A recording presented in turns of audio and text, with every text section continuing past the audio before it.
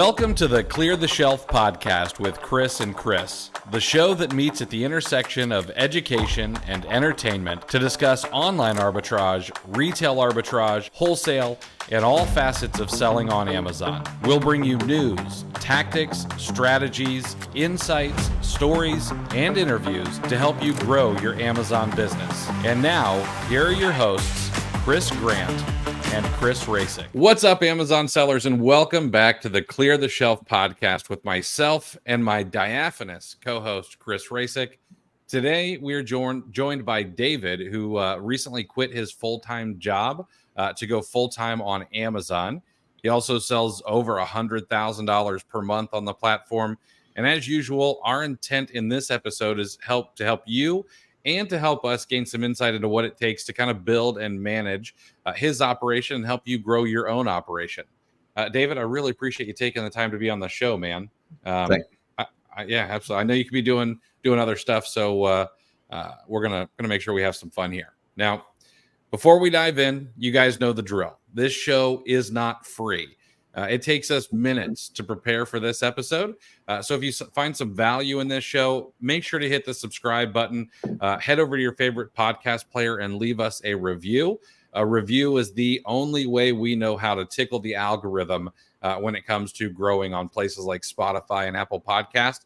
So if you would do that, it would be a huge solid for us. All right, David, let's dive into it, man. We've kind of broken this up into sections to try to make it easy to follow and also kind of be able to dive as deep as we possibly can. But before we dive in, I always like to set the table a little bit. I'm not exactly sure how much you talk about it, but I know I've read some things on Twitter and a few other places over social media, and I know that you've got an interesting past, and now you've gotten to the point where you're able to quit your full-time job. You're able to run your Amazon business full-time.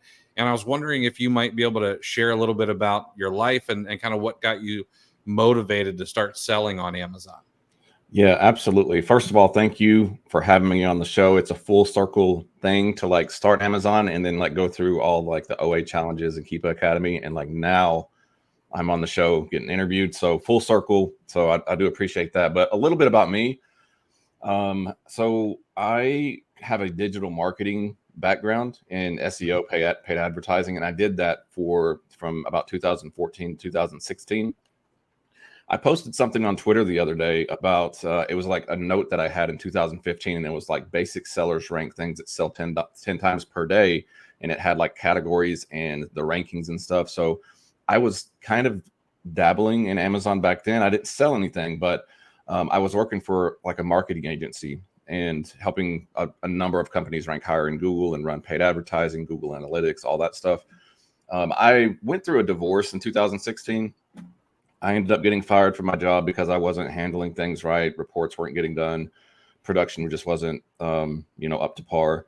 And that actually led to like addiction and stuff like that.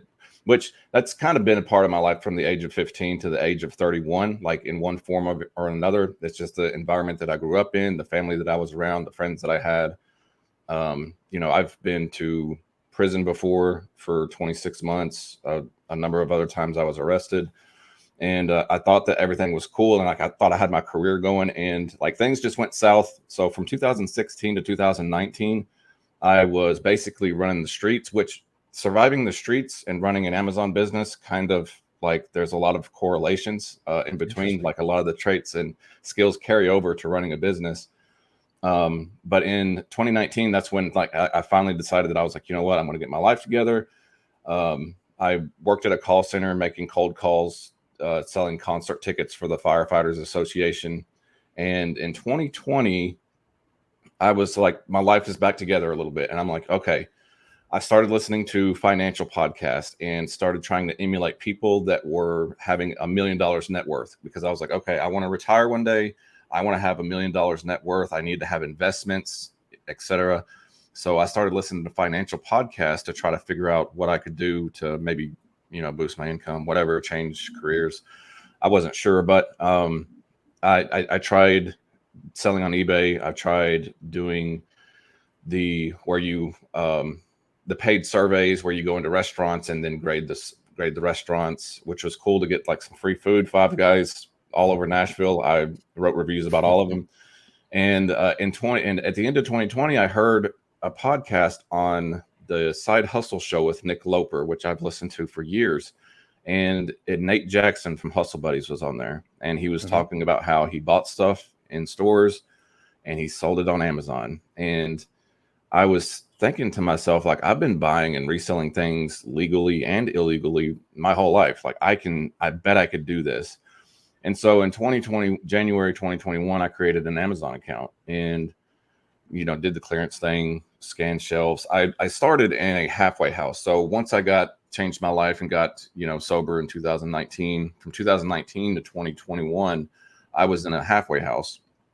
I was in a Harry Potter closet. So like a closet that's underneath the stairs, but they turned it into a room. Like the ceiling was like literally like this tall. And I remember I would lay, like I had like a really small bed, and I would put on YouTube videos, and I would watch you, and I would watch Nate Jackson, and I'd have the YouTube on the Roku, and I would lay in my bed and I would watch the videos of selling on Amazon. And I'm like, I'm going to do this. And then I got all the supplies and stuff that I needed. I found my first products by searching hashtag Amazon FBA on Twitter. People would post bolos and stuff back then, and they didn't really make any money. But I did go through the process of getting a shipment, getting it sent in, going through the process of FN SKUs, the whole 9 yards. So once I seen like the first orange bar, I was like, man, this is real. I could really do this. It's weird living in a halfway house with about 8 to 10 other guys, because I sold a lot of groceries my first year. So like Slim Jims and crackers and Hawaiian Punch packets, like they would come up missing. And I'm like, I know that I recorded that I had enough here, but they would come up missing. I ran the house's printer out of ink and finally got a Rolo. And I just really wanted to do something. I didn't want to have like a full-time job selling on Amazon or have my full-time business. I just wanted something. I listened to Grant Cardone say that you need to find a vehicle to put your money in and get a 20% return on it. And I couldn't think of anything to do that besides like maybe real estate, but I didn't have money to invest in real estate then. So the next thing that I come across was like Amazon, eBay. And then I didn't like eBay, but then Amazon. So I just started, putting my money into it, flipping things, paid for courses, OA challenge back in 2021. So that's kind of how I got started. And that was kind of like my goal, just to like find somewhere that I could put money and get a 20% return. Awesome. Now, you said something interesting, and I want to kind of go down that rabbit trail. You said there's a lot of correlation between selling stuff on the streets and selling stuff on Amazon. What correlations are there, and like what can we learn from those correlations? Yeah. So first of all, relationships are your net worth is in your network. And when you can create relationships with distributors and suppliers, like if I can go get certain drugs for a lot cheaper price than anybody else, everybody's going to come to me to, middleman. We do a lot of middlemaning on Amazon anyway, but people will come to me to like middleman. And also, I used to map out different Walmarts that I would go to, because I would steal from Walmart. I would actually go to certain Walmarts to get receipts, and I would log those receipts into Walmart in the Walmart app. And then I would go to other Walmarts and I would look up to see if they were in stock, and I would go to and I would map out the Walmarts that I would go to, and I would go into the Walmart, grab stuff off the shelf, walk it to the customer service and hold up the receipt and say, hey, I want to return this. And like, that's how I made money there. And, just the overall like hustle of trying to like organize that and create relationships with people and managing money, the money that you did have. It's a hustle, living on the streets and not having a job. So I knew that if I could do that, and, I would find stuff on the side of the road and just take it to the pawn shop, things, and I could have an eye for things that I'm like, okay, that is probably worth money. And I knew where I could take it and get rid of it at and sell it, which correlates back to like, if I have bad inventory that I can't get rid of, I'm like, okay, well, I know that I can go maybe to eBay or maybe to Whatnot or Mercari or OfferUp, and know these platforms that I can get rid of it on. Interesting. David, this is a little bit off the sheet, but first of all, I'd like to thank Captain America's body double for coming on the show today. But I want to talk about mental attitude. And sorry if this is off the cuff, but I like another parallel that I am drawing, and I think a lot of people can relate. And tell me if this is true. I watch a lot of your social media content, and you have a very no nonsense, like, this is how it is. This is what you got to do. Just go put the, it's just a, let's get to it, just do the work, which I really appreciate. And I'm curious, have you always been wired that way? Or talk to me about maybe, I don't want, like, I think of it as like lost time. Like you had your struggles, and then you kind of had this awakening. You found your skill, you refined it, and now you're kicking butt, right? I think a lot of people who are in the rat race and don't really realize that it's eating away at their soul, and then they find a side hustle that they like, they have some success, and realize that this may be an escape. This may be freedom of my time. I may be able to reclaim it. I think that's pretty similar in attitudes. Like, can you kind of talk about your mental attitude and where you got this, no nonsense absolutely. approach? Yeah. So I've listened to inspirational things, motivational videos, TD Jakes, Eric Thomas, David Goggins, Inky Johnson, Ed Milet. And I listened to those every day from 2019. And I still listen to them when I first wake up in the morning. So when there was something that I heard from TD Jakes back in like 2015. It was like, when God gives you an opportunity to get out of wherever you're trying to get out of, like, don't be cute about it. Like, don't be pretty about it. Like, you need to run after your destiny, and you need to run after it fast. And so when I had been thinking about like what I wanted my life to be like, and for a long time, I was like, I don't want to live this life anymore. Like, I don't want to be on drugs. I don't want to be in this environment. I don't want to be around these people, but I didn't know how to get away from it. And then when I got clean in 2019, and then I come across Amazon, and I was like, this could be my out. And so taking what I heard from TD Jakes and then listening to things like Eric Thomas, one of the things that he says is like, you have to take advantage of the opportunity of a lifetime and the lifetime of the opportunity. And he, in one of his videos, he's talking to the school kids that like, he's talking to kids that come out of the ghetto and that went to college. And he was like, you think that your life is going to be like this forever, but the worst thing that you could ever do is come here and see what this life is like, and then have to go back to the hood. And you think this is just going to be yours forever. And I think about like, this might not be forever, like, I mean, I would imagine Amazon's going to be around for a long time, but in my mind, like, I need to be as like quick about it as possible. Like, this is something that I've thought about for a long time. And Ed Milet too talks about stop being so casual about life. Like, you need to like go after what it is that you want. Stop playing so small. If there was like an emergency, or if there was like whatever it is, you would go after it really fast. You wouldn't be casual about it. You would have a sense of urgency.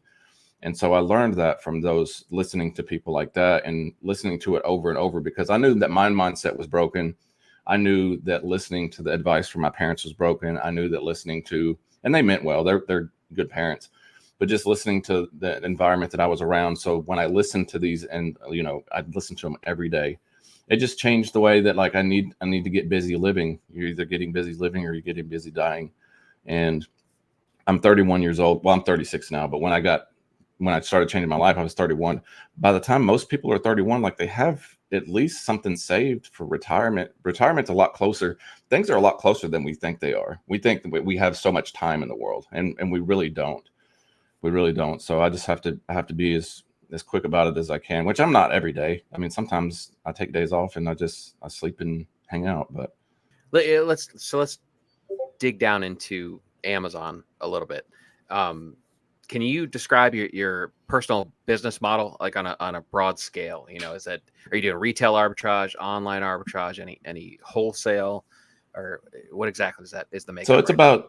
about 85% online arbitrage, mostly all online arbitrage right now. I do about 10% wholesale every now and then, toys, personal care items, and then about 5% retail arbitrage, which kind of goes up and down depending on the what time of the year it is, but that's the overall view of it.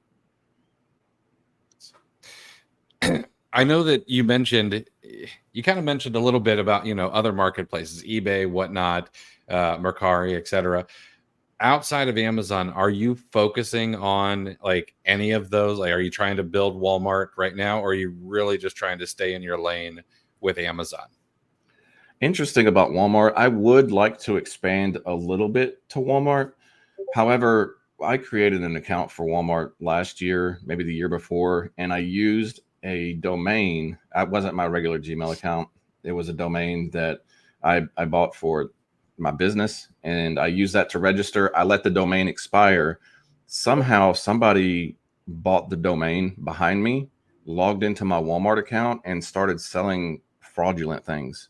And I got random phone calls from customers, and they were complaining, and I was like, I don't know what you're talking about. Where did you buy it from? Because I wasn't selling fraudulent things on Amazon.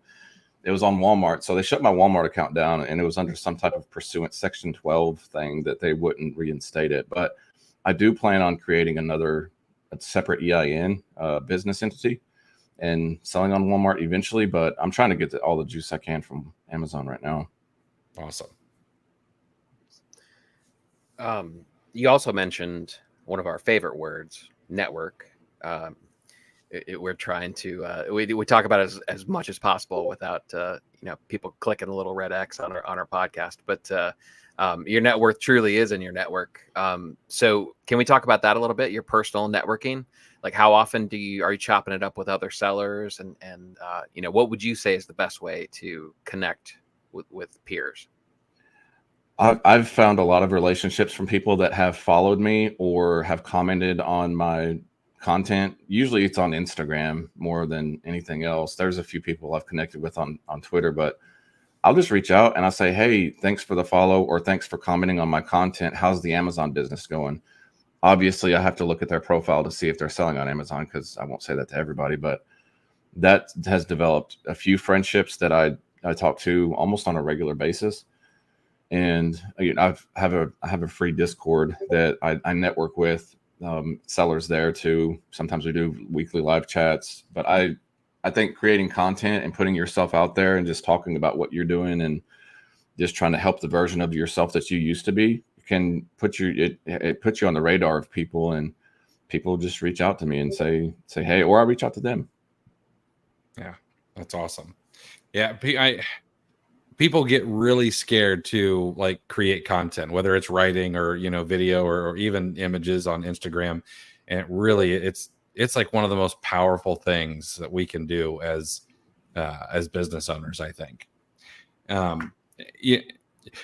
It's something we don't usually talk about on the podcast is as much as Chris and I probably would like to, is mindset. And you brought up a bunch of names. You brought up, TD Jakes and Goggins and Inky Johnson and a bunch of other names that we're familiar with. And I'm curious, do you have any like mentors or role models in business? Doesn't have to be Amazon, but anybody who like you really look up to and follow like everything that they have to say? Andy Elliott. And he can be a little bit over the top, but he what I've learned from him, and I know that I kind of wrote him down for something else too, but when he transformed his life in 2019, and he's created this 9-figure business, but his work ethic and the amount of effort that he takes when he trains. So a lot of times we'll watch a course, we'll watch a video, and we'll just sit and watch it. We might take a few notes, but what I've learned from him is that isn't enough to take in the information that you need. You have to write it down. What's written will be retained. And so writing things down, and his work ethic of just putting in the work and just not caring what other people think. And I think that too with newer sellers, like it takes a lot more effort than what you think it's going to take. Thank you for listening to the Clear the Shelf podcast. My magnanimous co-host Chris Rasick has put together a gift for you for being a listener. It's called the Monthly Goal Tracking Spreadsheet, and it's free. The spreadsheet will help you break down and track how much you've purchased, which should be a leading indicator of how much you will sell, and then you'll be able to track how much you've sold as well as your estimated monthly profit on a daily basis. This will all feed into the daily averages so you can ensure that you're on track to meet your goals each and every month. Grab it for free today over at cleartheshelf.com/goal-tracking. Thanks again for being a listener. Now back to the show. Okay, so let's shift to sourcing. You mentioned you found some stuff on Twitter, some of those bolos initially. So how has that evolved? How did you get better at it? And what you said, because you said you're doing vast majority of it is online arbitrage right now, correct? Correct. Yep. So can you talk about methods that you use? How did you refine your skill, basically? By networking with other people, but also investing in myself and learning. The OA challenge, plug the OA challenge, the A2A challenge, and the Keepa Academy. I've bought courses from Nate Jackson, things like that. So I'm a big believer in investing in myself. And you never know what piece of information that you're going to learn that could propel your business an extra $5,000 to $10,000 a month. The main sourcing methods that I use now are I do a lot of A2A, not a ton, but like I'll check deal sites in the morning. A2A deal sites. I like to get on SalesGazer or my personal email that I've signed up for newsletters, and I search BOGO, or I'll just put in a % sign to see what deals are happening. I look at what's sold recently over the past 3 or 4 days, week.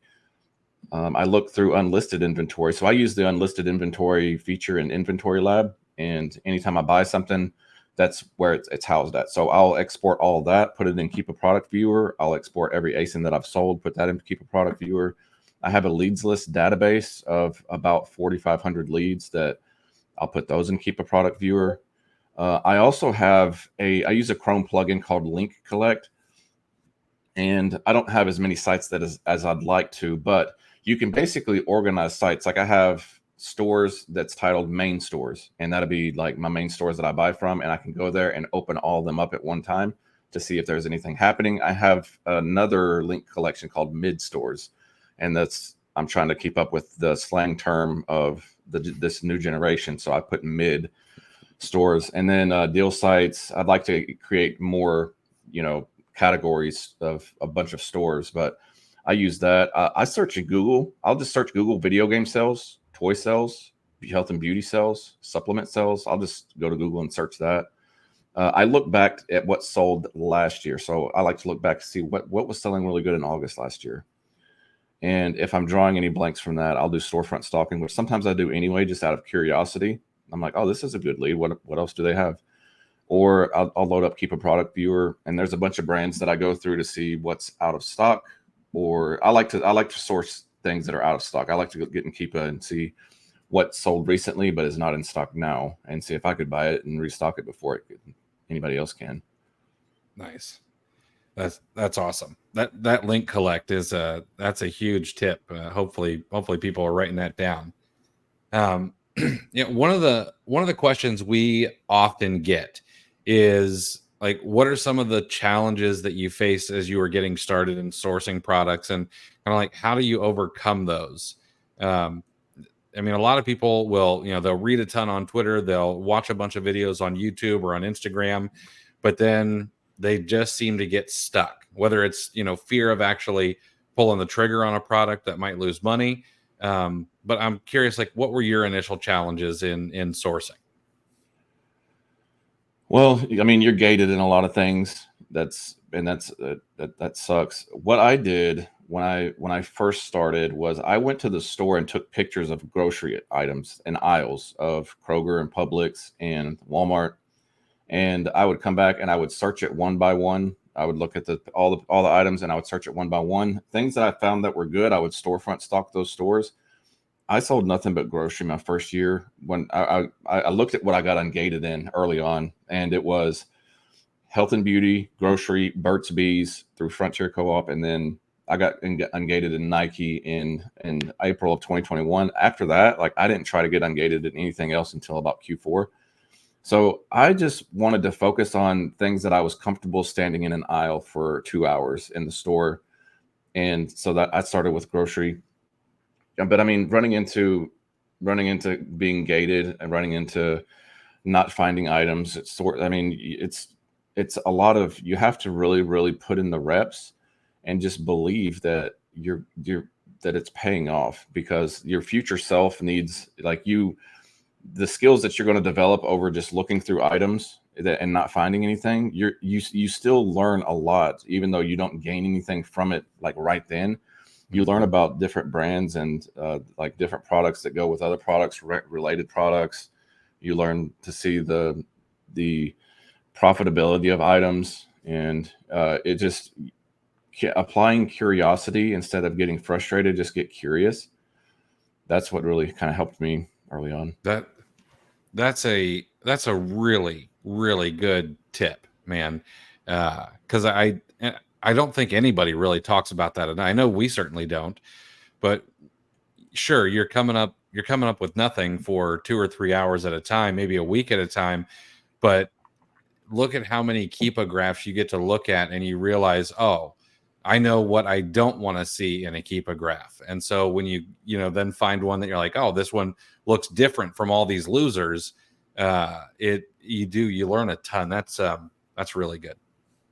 Yeah, and there was somebody that I've recently talked to on Twitter that reached out about a video that I made, and I was doing storefront stalking, and he was like, "You're going through it so fast and just making quick decisions of like, nope, nope, nope, nope," and that's, I mean, it just comes from just putting in the reps. Mm-hmm. Yeah, that's, in my opinion, that's one of the ways to become a better sourcer. It's not finding better leads, it's eliminating faster. You're basically forcing the cream to rise to the top. So yeah, that's a really good point. Speaking of the cream of the crop and cream rise to the top, let's talk about like sourcing criteria, because we often see a whole lot of new sellers kind of start with these borderline unrealistic criteria that they're looking for. Well, I don't want anything under 100% ROI and blah blah blah, right? But we know that I mean, you're doing some serious volume now. So how has your sourcing criteria changed and kind of developed? Like what makes a good product, and what are some of the qualities that you're looking to stock your store with? I don't keep it too strict, and things can change, because sometimes, if I'm looking at one-off items, a sale, maybe some backpacks or whatever it is, things that I'm not going to restock, I do want to have at least 35 to 40% ROI on those things. I also look at what the floor price is over the last 3 months of what the lowest price that it sold for, or maybe what it sold for last year, and ask myself, am I still going to be profitable there? But I like to buy things over and over if I can. And I know we don't say the word that much, but replens. I try to look for things that I can buy over and over. So I look at items sometimes not from, is this a 40% or a 30% ROI product, because there was something that here recently that I was buying for almost $23, and I was only making $6 on it, but it would sell 100 times a month. So it wasn't like a 25% ROI item. It was like a $600 a month ASIN that I could buy. So shifting from that perspective of like, how much money can I make from this ASIN a month? Obviously, you have to have some, you can't do that on every item because your margins wouldn't be that great, and you'd have to sell more depending on returns too. This item didn't get returned at all. So if I see that it's going to be maybe a potential item that's going to be returned, I'd like to have at least 50% ROI, like shoes or something. I'd have to have a pretty hefty margin there. But if something can sell over and over and I can buy it over and over, it doesn't have to be crazy. I mean, at least have to have 12% margins, not ROI. It has to have at least 12% margins if I want to go that route. And you just learn this from experience of selling a lot and looking at your profit and loss statement at the end of the month and saying, and there's been times that like, I mean, I've ended with like 7 or 8% margins because of mistakes that I made. And those months suck, but it's a really good learning experience to be like, okay, this is the minimum that I have to go under unless this happens, and just comes with experience. Yeah. We kind of think that cashback is one of those eighth wonders of the world for Amazon sellers. And I'm curious, how do you maximize like cashback and discounts and all the other, little things that we can do as Amazon sellers at your scale? I'm still a student of cashback, but I'm getting better, and talking with other sellers, making content, posting things really helps, because there'll be other experienced sellers that will come on and say, hey, this is wrong, you should be doing this. And I'm like, okay, cool, I learned something. So I'm mainly with Rakuten, Top Cashback, and Be Frugal. I know there's other sites out there and I should use them more, and sometimes I forget to even activate them, which is very heartbreaking. Mm-hmm. I have recently got the Chase Inc. Premier card, where it's 2% cash back across everything, 2.5% if it's you spend over $5,000, $2,500, something like that. And I have the Amazon Prime card to get 5% cash back on spend all A to A flips. Nice. And that was just something that I got recently. But prior to that, mainly a lot of Rakuten and Top Cashback, Be Frugal. Every now and then I use discount gift cards if I can remember, but a lot of times I don't remember. I get excited just like the next person. So, but if I can get 7 to 10% cash back on a gift card, there's usually certain sites that I like to go to. Card Cookie being one of them. There's other ones too, but that's, I'm not the best at it, but it definitely pays for trips, flights, vacations, going out to eat, Christmas presents, all that. Awesome. That's such a miserable like post-mortem. You like when you find something and you get excited and like you buy it right away, and then you're like, and then you kind of get like, okay, what cash back did I forget to do? What discount gift, like how much more money could I have made potentially? Like that's it's so frustrating. I feel you there. So I'm fascinated with the concept of scaling, right? Which is something that you are knee deep in, I imagine. Recently quit your day job, do this full time. So, scale is probably a pretty important topic for you. And it's funny, I don't remember what format I saw it, but somebody recently asked a question in a group that I'm in, and it said, when do you ever make any money? It's like, and it was kind of, it was a scaling question. It was like, well, if profits if I keep pumping them in to keep selling more, like when do I get a little bit, when do I get a taste?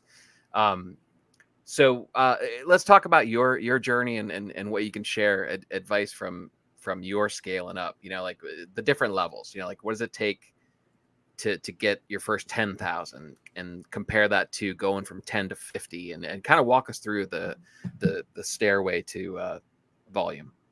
It definitely takes capital. I mean, I started with $3,000 and I didn't have any, capital, or I didn't even qualify for credit cards. I didn't qualify for an Amazon loan, my first go around with it. But it takes capital. After a year, I got a $30,000 loan from Amazon Lendistry.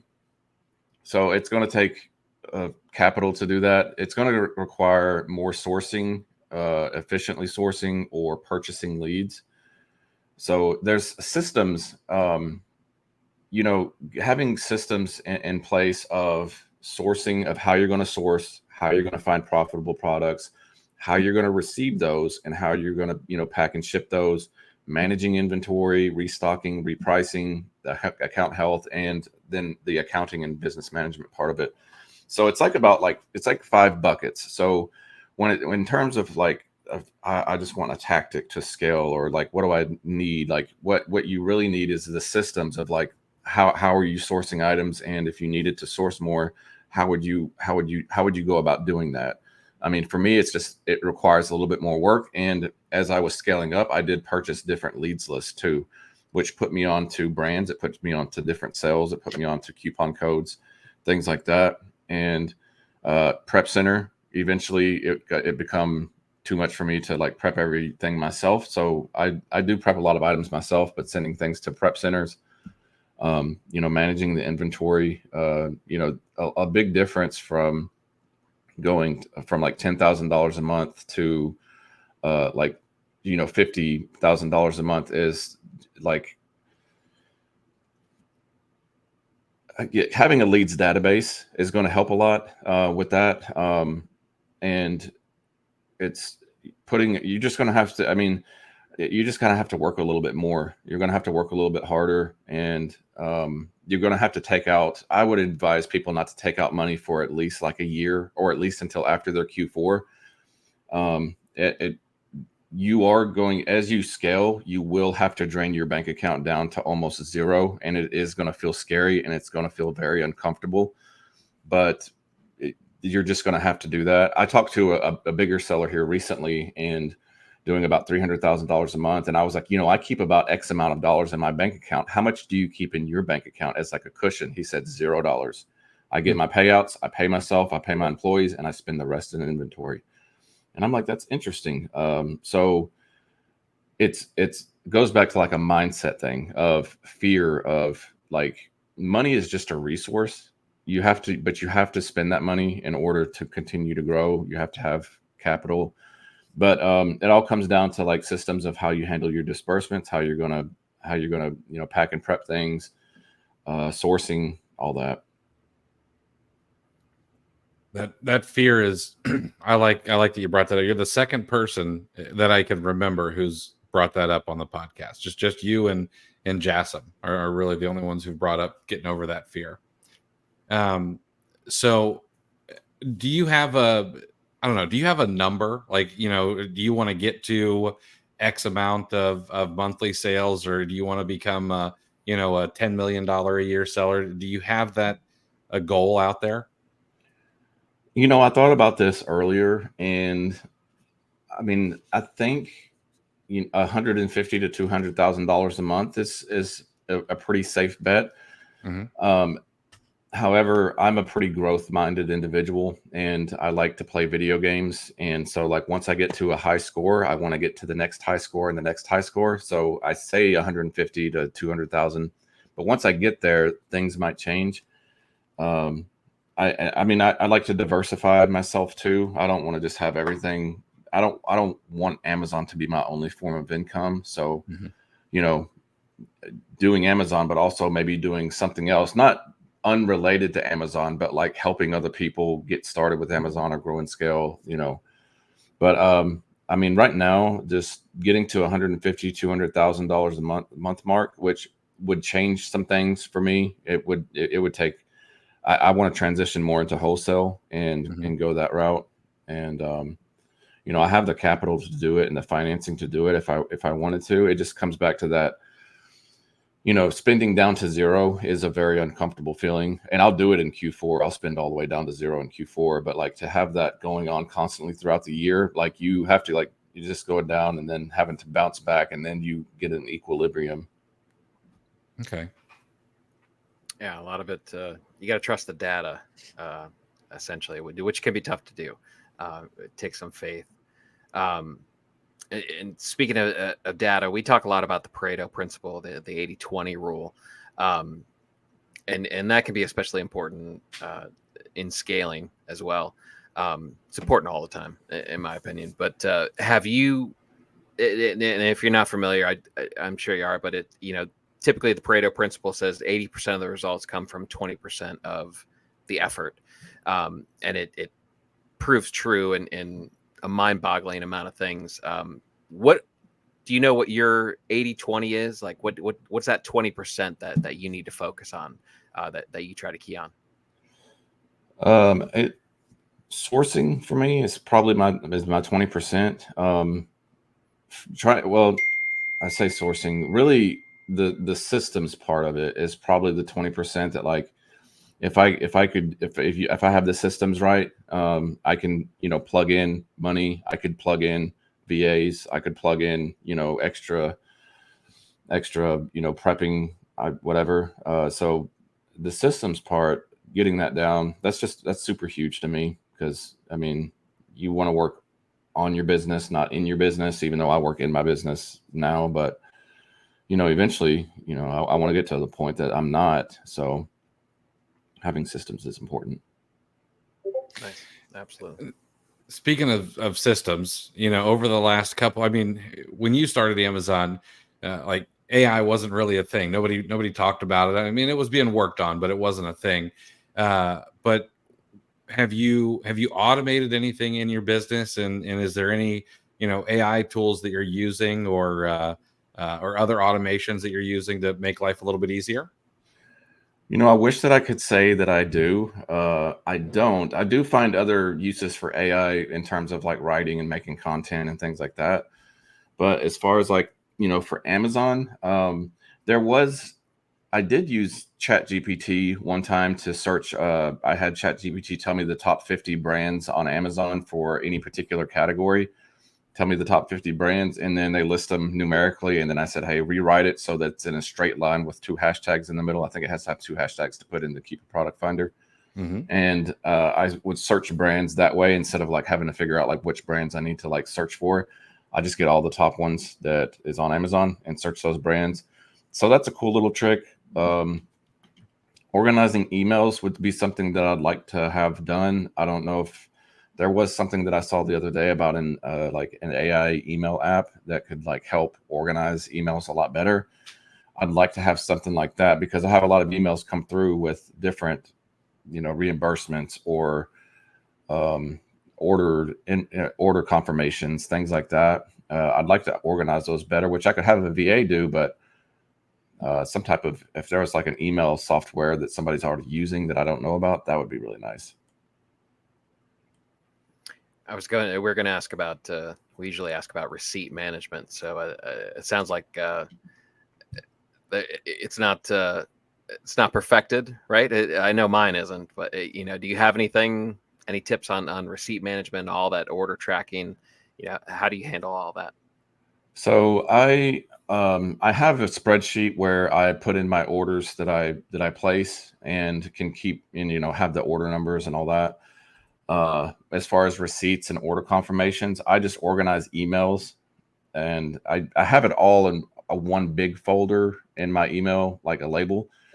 Ideally, I'd like to have it all in separate stores, like PetSmart goes to PetSmart, not just one big folder. But if I do have any issues, all I have to do is search in Gmail, and so far that's been all right. If I have an order for whatever, it's worked. So that's and I mean, the order confirmations are good. I'm actually fighting an IP complaint right now, and I'm using a service to like help me fight it, because they're not budging, and they're saying that the order confirmations is not going to work. I need an invoice.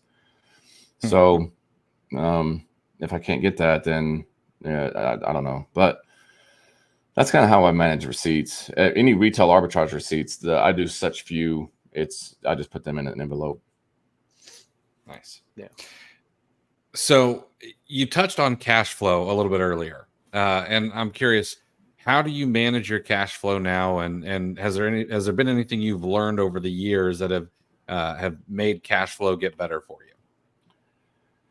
I used to do daily payouts, and I know people's like, oh, I don't want to keep my money in Amazon. It helps if I do it every 10 days now. If I do it on the 10th, the 20th, and the 30th, and I can pay myself X amount of dollars, I can put X amount of dollars. Usually it's around like 8% of the payout. I put it towards in my tax account, and then the rest goes into like an inventory account where I pay for inventory and expenses.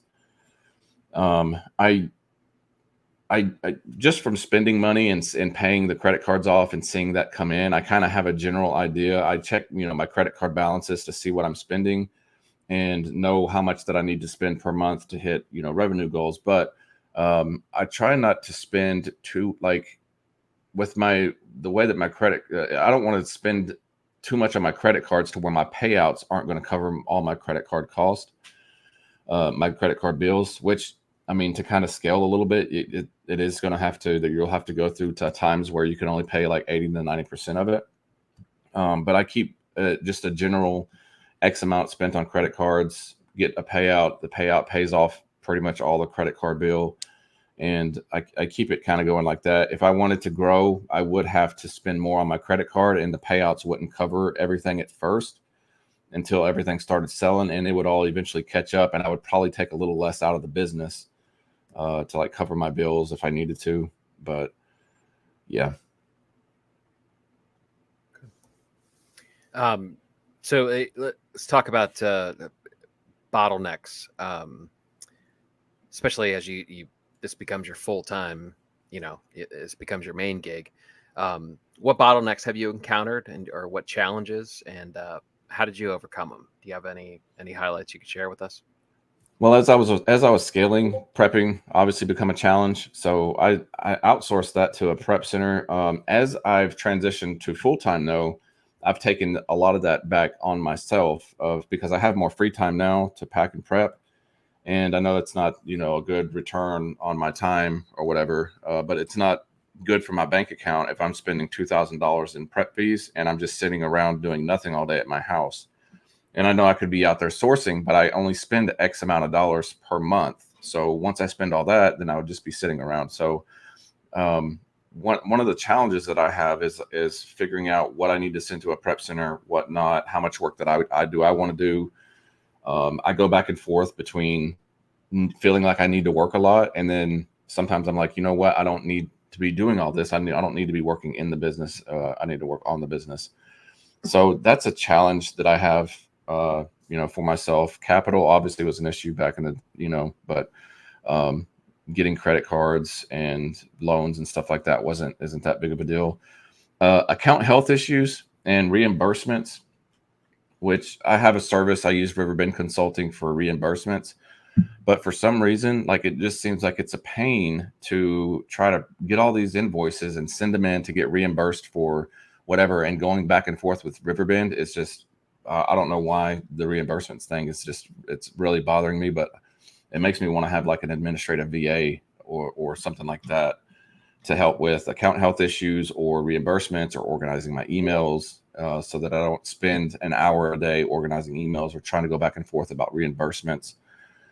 So that's kind of a bottleneck I have right now. And bringing on somebody to the team is something that I've really thought about doing, that could do administrative work, also organize leads for me, also check for restocking, because I'm not perfect at restocking. That's a bottleneck too. I do fairly well of checking FBA inventory, the FBA inventory tab in Seller Central, and I can see, what's sold the most in the last 90 days. How much do I have in stock of that? But there's things that I miss. I know you've got a pain point with the IP complaint right now, but what do you think some of the most important like account health metrics people should pay attention to are?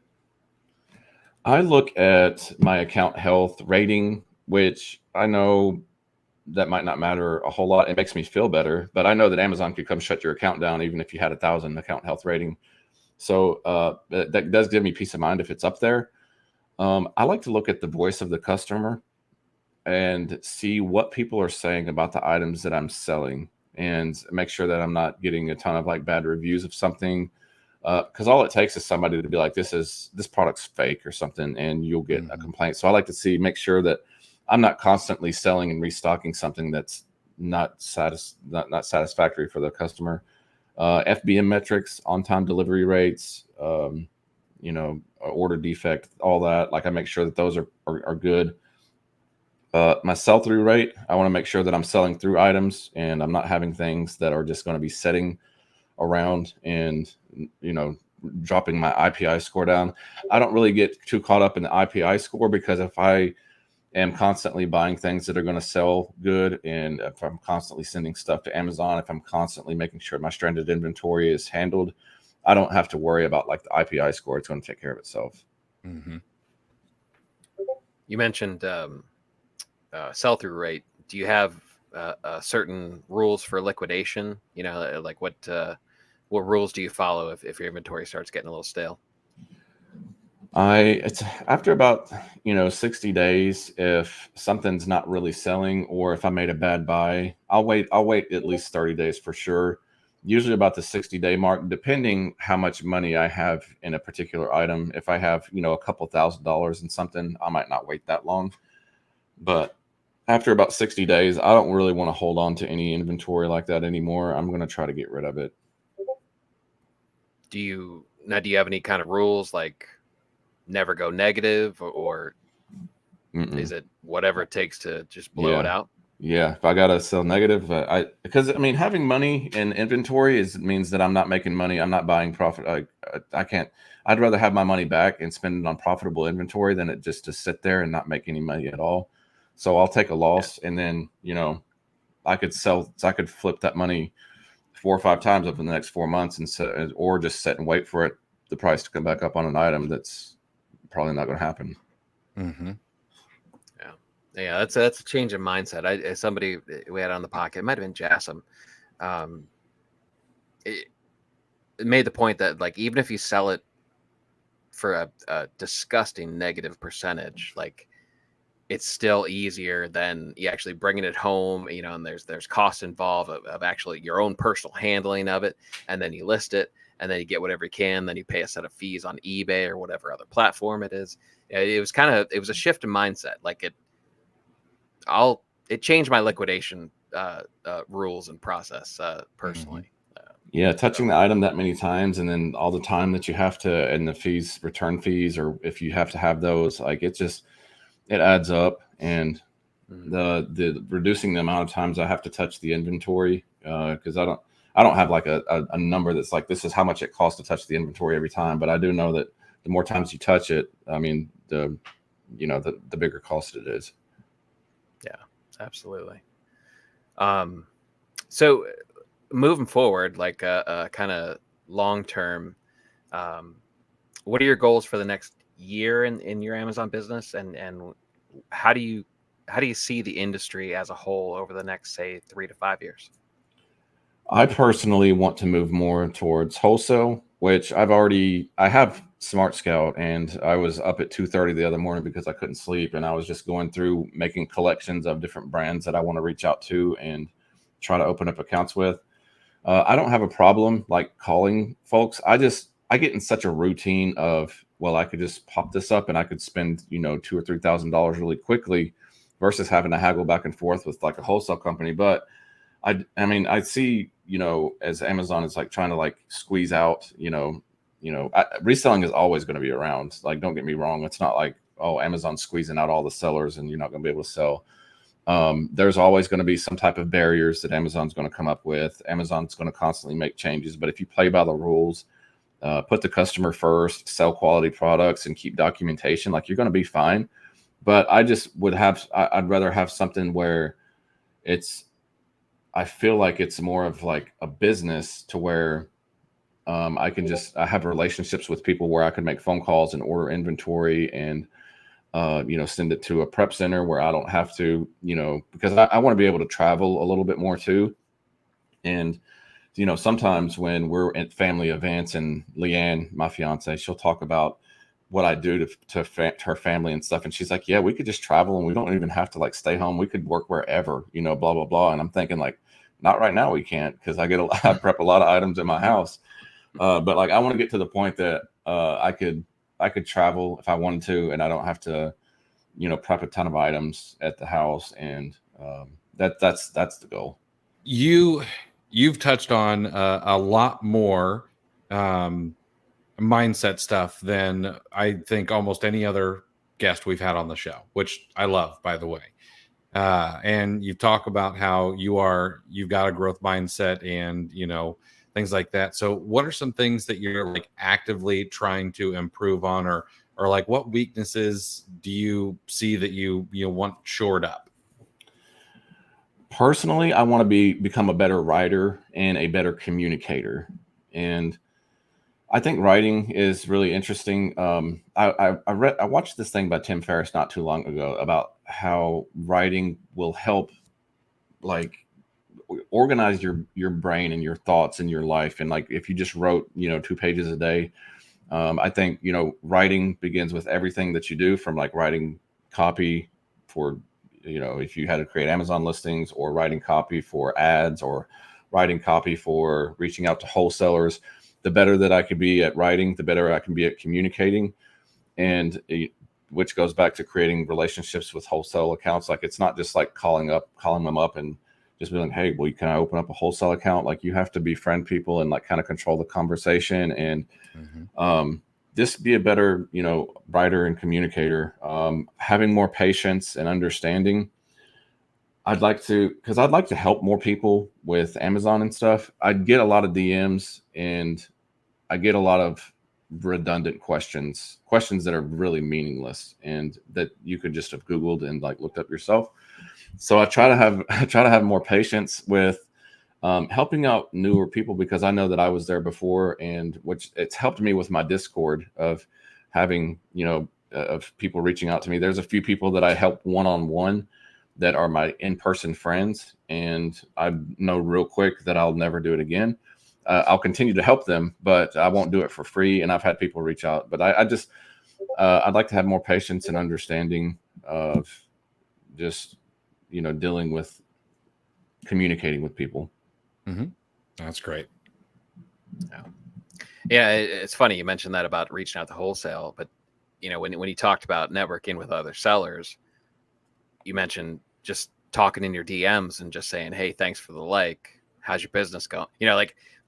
It's amazing how good of advice being a regular person and being friendly, how effective that is in a lot of these things that we tend to overthink, like, oh, I gotta call a sales rep, it's like, it's amazing how fresh and clean, just being friendly and being a regular person is. There's that. I appreciate that. There's that anecdote that the best pickup line is just hello. Rather Right. than all the game you're trying to lay down. Yeah. But I mean, you talk to people and they'll screw themselves into the ground with anxiety over having to do some of this stuff. So David, you obviously consume a lot of content. I've got a whole list of names that you've dropped already. So I don't know if we've exhausted this well or not, but what as far as like what's on your nightstand and whatnot, what in the last few months or whatever, what are you reading? Blogs, books, what podcasts are you listening to? What's good? What can you turn us on to? Right now I'm reading Be Your Future Self Now by Dr. Benjamin Hardy, which I think he wrote 10X is better than 2X, Who, Not How. Reading through that book, like I listened to the audio, and I didn't know that Spotify had all these audio books that like once you have a Spotify premium account, like you get access, you don't even have to have Audible most of the time now. Oh man, I got another subscription I'm gonna buy. So I will buy the book and then I'll listen to it through Spotify here and there, but then I'll go back at the end of the night and I'll read and I'll listen so that I consume it. Alex Hormozi said that's how he did it. So I was like, well, Alex Hormozi is a billionaire, so maybe if I do it, I'll be a billionaire. So I read that. I pay for a subscription for Medium because I feel like there's a lot of good quality content. It's good and organized, and things that I like to read about people that write things, organize things. I've recently become obsessed with Notion to try to to do that. I do this thing called daily bullets every day that just to get in the habit of writing. I'll write my day out and just basically from the morning, and like this would be included in my daily bullets, but I have it in my Notion and I'll write daily bullets and then I'll write any lessons or realizations that I've had. And it's just a good way at the end of the day to like map out what my day looked like and anything that I learned that day. I also read on Medium personal development, productivity, things like that. AI, which is, I subscribe to a newsletter called Write with AI, which is pretty cool. That has nothing really to do with Amazon, but I think it's really neat to use ChatGPT or Gemini or Claude, all that. It's interesting to go all three of those, open up all three tabs and give them the same thing to come up, and they'll come up with like different answers. And I just like to learn things like that. But and also again, Andy Elliott, like I still listen to a lot of his stuff. I have something called Pep Talk, which it's an app that has all the motivational like quotes and speeches and stuff. It's a paid version. I don't do the paid version, but it's a lot of playlists that you can just open it up and like go to a certain playlist of like Tony Robbins, Les Brown, Andy Elliott, Jordan Peterson, but it's called Pep Talk. I listen to that. That's awesome. I recently, and I can't remember who this was written about, but they talked about someone and they're successful. But they said that they had listened to the exact same like success tape or or course or whatever, like 500 times, the same one over and over and over again, just to make sure that it kind of sunk in. And I don't know, I'm guilty of not re-listening to the same thing over enough until it just kind of becomes subconscious. Yeah. What's interesting that you say that, because I listened to, there's one particular one by Eric Thomas. There's actually two that he has one that says you owe you, and he's like in the school and he's talking, it's like you owe you, and he talks about not being a victim and blah blah blah. And there's also another one called Everybody Wants to Be a Beast, and I've listened to those. I can't even tell you how many times. I might listen to it when I get off here now, but I listen to those all the time. A lot of the wake up calls with Andy Elliott, I'll re-listen to those a bunch. And one thing that I learned from Andy Elliott is that he said that he used to listen to David Goggins and stuff like that, and he would listen to it over and over and over and over to try to like become like take on their identity almost. So yeah, well that's we talk about it. We talked about it in the book club. We'd cover these books, and there's a lot of overlap. And a lot of the same thing. We'd always joke about. I think we read 6 different books with the Polgar sisters, who are chess masters, and they kind of twist that into business advice. And then Dick Fosbury with the Fosbury Flop is brought up frequently too. R.I.P. He only died in the last year or two. Mm-hmm. But I never had a problem with the overlap, because I look at it as reinforcement.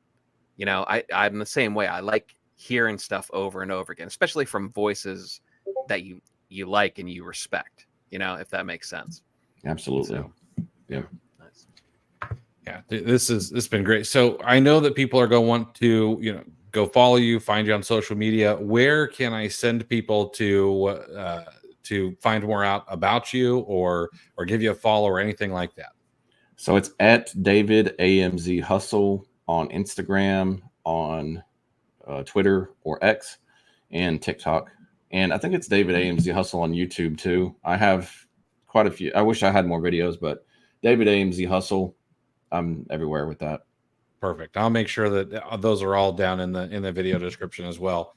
Now, one of the things that we always do at the end of the show is we try to wrap up with a quote of the week. It's one of our favorite things to do. And this week, I thought this one was appropriate.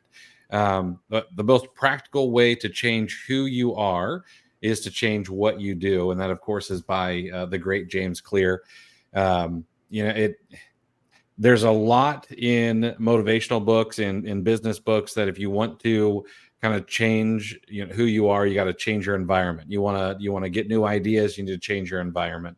And I think you did just that, coming from where you are or where you were to where you are. So David, I really appreciate you taking the time to hang out with us, man. Yeah, I appreciate you guys. Absolutely. All right. Thanks so much for joining us, everybody. Make sure to like and subscribe, and we'll see you in the next one. Thanks for listening to Clear the Shelf with Chris and Chris. If you enjoyed this episode, please take a screenshot on your phone and share to Facebook, Instagram, or your favorite FBA group, and be sure to tag me and let me know why you liked it and what you'd like to hear more from us in the future. Also, I'd like to give you some free gifts for listening. Head over to rabbittrailchallenge.com and repricerchallenge.com for some free courses to further your business. Thanks for listening.